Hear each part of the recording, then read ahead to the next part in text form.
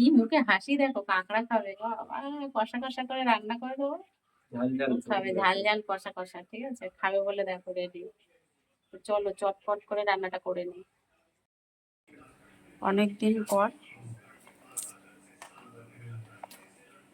অনেকদিন দেখো কাঁকড়াগুলো পেয়েছে অনেকদিন পর, তাই মন পুষিয়ে নিয়ে এসছে। দেখো কাঁকড়াগুলোর ডাঁড়াগুলো সব ভেঙে নিয়েছে, এবার এগুলোকে ভালো করে পরিষ্কার করে ধুয়ে চলো রেডি করে নিই, করে নিয়ে তারপর রান্নাটা করবো। ভাজা হয়ে গেছে, এবার খাসির মাংসটা দিয়ে দিচ্ছি।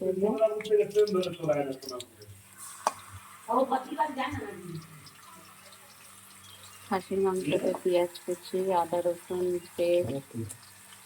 রসুন পেস্ট, তারপরে তোমার জিরে বাটা, টমেটো কুচি, নুন, হলুদ, লঙ্কার গুঁড়ো সব কিছু পরিমাণ মতো দিয়ে দিয়েছি। আর একটু তোমার কাঁচা সর্ষের তেল দিয়েও মাখিয়েছি।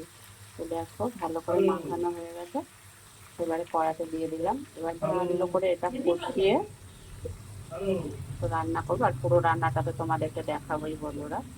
তো চলো চটপট দেখো আর কিভাবে রান্নাটা করছি দেখে নাও। আর অনেকদিন পর কিন্তু এবার খাসির মাংসটা রান্না করছি।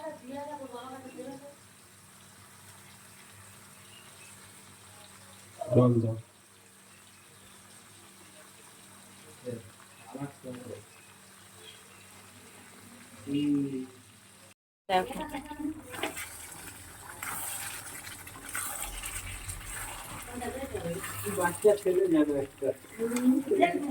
এই সেরম বলো না গো।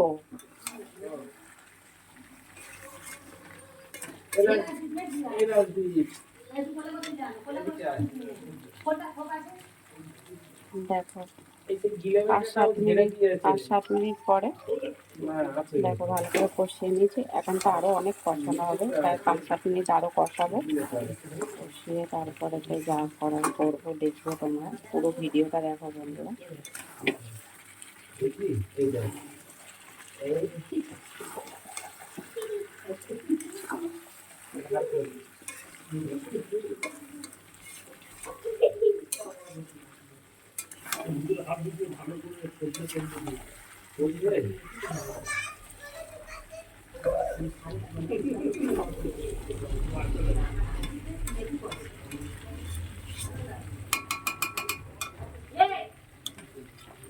এগুলো সরাও না।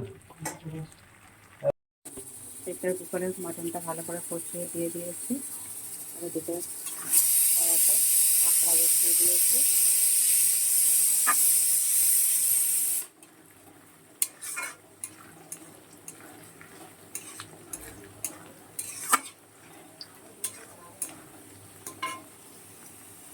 পেঁয়াজ আর আলুটা একটু ভেজে নিয়েছি, এবার কাঁকড়াগুলো দিয়ে দিচ্ছি।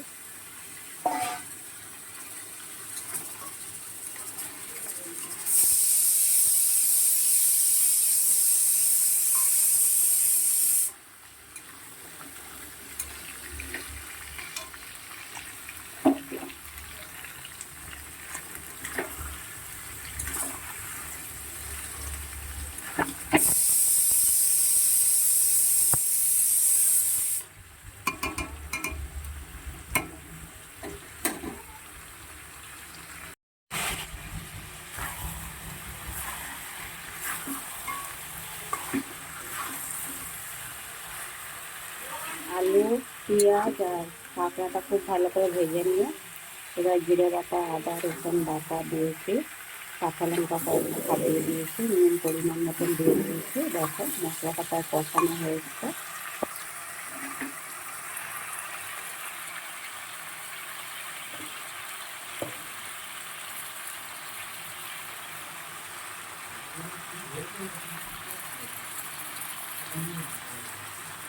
হলুদ দিয়ে দিলাম পরিমাণ মতন,